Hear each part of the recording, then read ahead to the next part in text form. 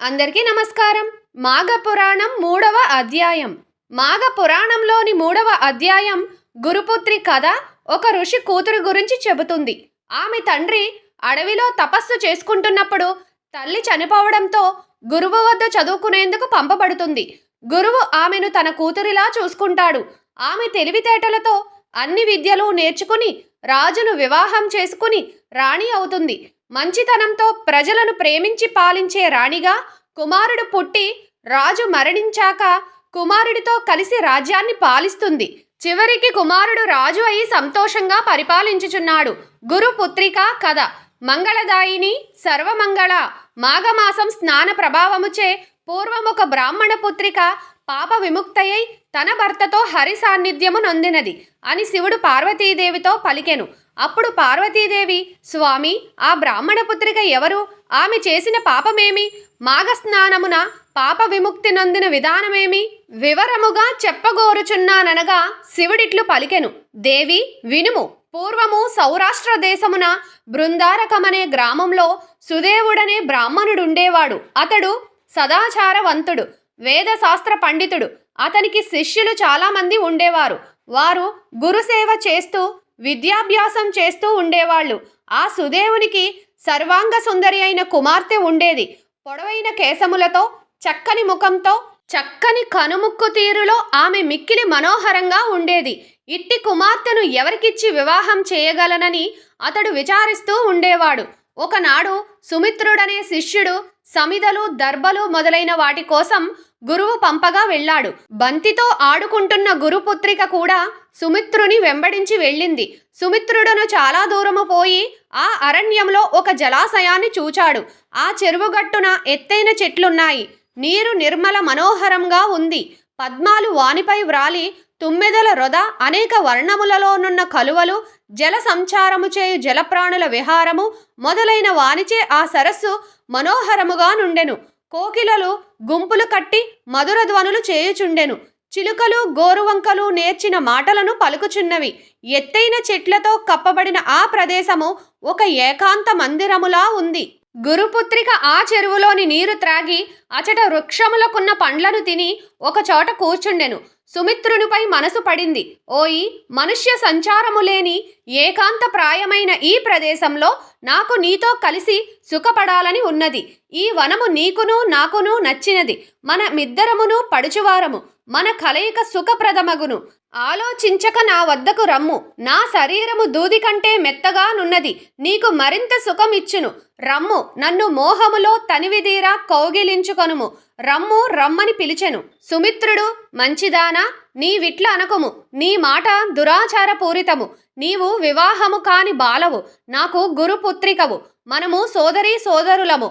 నీవు మన్మథ పరవశురాలవై ఇలా అనుచితముగా పలుకుచున్నావు. నేను నీతో రమింపజాలను. నేనీ మాటను సూర్యచంద్రుల సాక్షిగా చెప్పుచున్నాను. ఇట్టి పాపము చేసిన మనమిద్దరము చిరకాలము నరకవాసము చేయవలసి ఉండును. కావున ఇంటికి పోదము రమ్ము. గురువుగారు మనకై ఎదురు చూచుచుందురు. ఆలస్యమైనచో నిన్ను దండింపవచ్చును. సమిదలు, దర్భలు మున్నగు వానిని గొనిపోదము రమ్ము అని పలికెను. గురుపుత్రిక ఆ మాటలను విని, ఓయి, కన్యారత్నము సువర్ణము, విద్యాదేవత అమృతము స్వయముగా చెంతకు చేరినప్పుడు వలదన్నవాడు మూర్ఖుడు. ఒకరినొకరము కౌగిలించుకొనక సుఖము నొందక నేనింటికి రాను. నీ నిచటనే నా ప్రాణములను విడిచెదను. నీవు ఇంటికి తిరిగి వెళ్ళి నేను రానిచో మా తండ్రి నిన్ను శపించును. నేను నీతో సుఖింపని ఈ శరీరము నొల్లను. ఇచటనే ఈ శరీరమును విడిచెదను. నీవింటికి పోయి దీని ఫలితము అనుభవింపుము అని నిష్ఠూరముగా మన్మథావేశముతో మాటలాడెను. సుమిత్రుడు ఏమి చేయవలనో తెలియని పరిస్థితిలో ఉండెను. చివరికతడు గురుపుత్రిక కోరికను తీర్చుటకు అంగీకరించెను. వారిద్దరును పద్మములతో, పుష్పములతో, ఎగురుటాకులతో మన్మథశయ్యను తీర్చుకుని మనోహరమైన ఆ వాతావరణములో యథేచ్ఛా సుఖములను అనుభవించిరి. వారిద్దరును తృప్తిపడిన తరువాత సమిదలు మున్నగు వానిని తీసుకుని గ్రామమునకు బయలుదేరిరి. గురువు శిష్యుడు తెచ్చిన సమిదలు మున్నగు వానిని చూచి ఆనందపడెను. పుత్రికను చూచి, నీవు చాలా అలసినట్లున్నావు. మధుర ఆహారమును తిని విశ్రాంతి నందుమని లోనికి పంపెను. ఆమెయు అట్లే అని లోనికేగెను. తండ్రి ఆమెను కాశ్మీర దేశవాసియగు బ్రాహ్మణునకు ఇచ్చి వివాహము చేసెను. కొంతకాలమునకు ఆమె భర్త మరణించెను. భర్తను కోల్పోయి నేలపై బడి దుఃఖించుచున్న కుమార్తెను చూడలేక సుదేవుడు మిగులు దుఃఖించెను. అయ్యో, సుఖములనందవలసిన వయసులోనే బాధాకరమైన వైధవ్యము కలిగినదేమి? ఈమెకిట్టి బాధను కల్పించిన ఆ బ్రహ్మ ఎంత మూర్ఖుడో కదా అని పలు విధములుగా దుఃఖించుచుండెను. ఇట్లు సుదేవుడు వాని భార్య దుఃఖించుచుండగా దృఢవ్రతుడను యోగి ఆ ప్రాంతమును దిరుగుచు సుదేవుని రోదన ధ్వనిని విని వాని వద్దకు వచ్చి, జ్ఞానస్వరూప, నీ దుఃఖమేమియో చెప్పుము, నీ దుఃఖమును పోగొట్టెదనని ధైర్యము చెప్పెను. సుదేవుడు తన దుఃఖ కారణమును చెప్పి మరలా దుఃఖించెను. యోగి సుదేవును భార్య పుత్రికలను చూచి క్షణకాలము ధ్యానయోగము నంది ఇట్లు పలికెను. ఓయి వినుము, నీ కుమార్తె పూర్వజన్మలో క్షత్రియ కులమున జన్మించినది. వ్యభిచారిణి అయి చెడు ప్రవర్తన కలిగి ఉండెను. సౌందర్యవతి యౌవనవతియగు ఆమె తన జారుల మాటలను విని తన భర్తను వధించెను. భర్తను వధించి భయపడి శోకించి ఆత్మహత్య చేసుకొనెను. ఈమె పతిహత్యను ఆత్మహత్యను చేసినది. ఆ దోషము వలన ఈమెకి ఈ జన్మమున ఇట్టి వైధవ్యము కలిగినది. ఇట్టి ఈమె పవిత్రమైన నీ వంశమున ఎట్లు జన్మించినదాయని నీకు సందేహము రావచ్చును. దానికి నీ కారణము కలదు వినుము. ఈమె తన పూర్వజన్మలో మాఘమాసమున సరస్వతీ నది తీరమున గౌరీ వ్రతమును ఆచరించు వారితో కలిసి వారు ఇసుకతో చేసిన గౌరీదేవిని పూజించుచుండగా నీ వ్రతమును చూచినది. ఆ పుణ్యము బలమున ఈమె పవిత్రమైన వంశమున జన్మించినది. ఈ జన్మయందు నుస్వేరిణి అయి నీ శిష్యులతో అధర్మముగా రమించెను. ఈ దోషము వలన ఈమె తమ కర్మఫలముల ఇట్లను అనుభవించుచున్నది. చేసిన కర్మము అనుభవింపక తప్పదు కదా. సుదేవుడు యోగి మాటలను విని చెవులు మూసుకుని తన కుమార్తె పూర్వజన్మలో పతిహత్య ఆత్మహత్యలకు పాల్పడింది. ఈ జన్మలో కన్యయై సోదరుతుల్యుడైన తన శిష్యునితో రమించుటను విని మరింత దుఃఖించెను. యోగికి నమస్కరించి, తండ్రి, నా కుమార్తె చేసిన పాపము ఏమి చేసినా పోవును? ఆమె భర్త జీవించుట ఎట్లు జరుగును?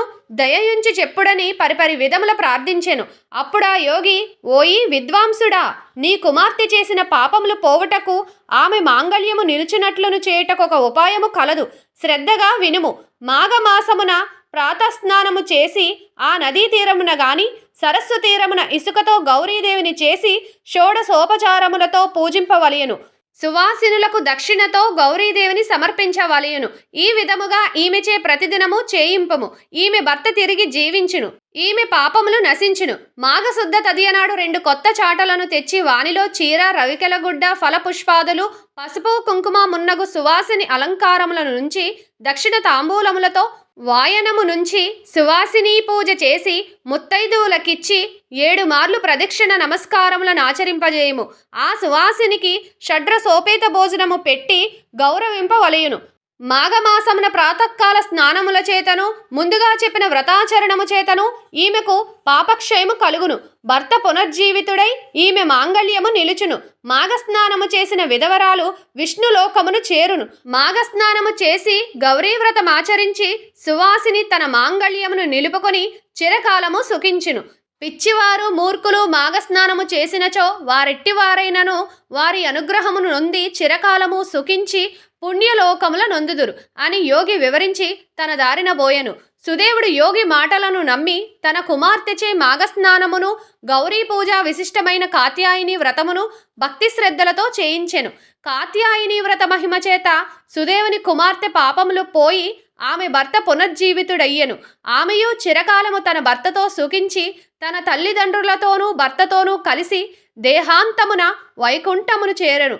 కావున మాఘమున ప్రాతకాల స్నానము నదిలో గాని సరస్సున గాని కాలువలో గాని చేసి తీరమున శ్రీహరిని అర్చించిన వారు సుదేవుని పుత్రిక వంటి వారైనను ఇహమున సర్వసుఖముల నొంది పరమున వైకుంఠవాసులగుదురు అని శివుడు పార్వతీదేవికి మాఘస్నాన మహిమను వివరించెను.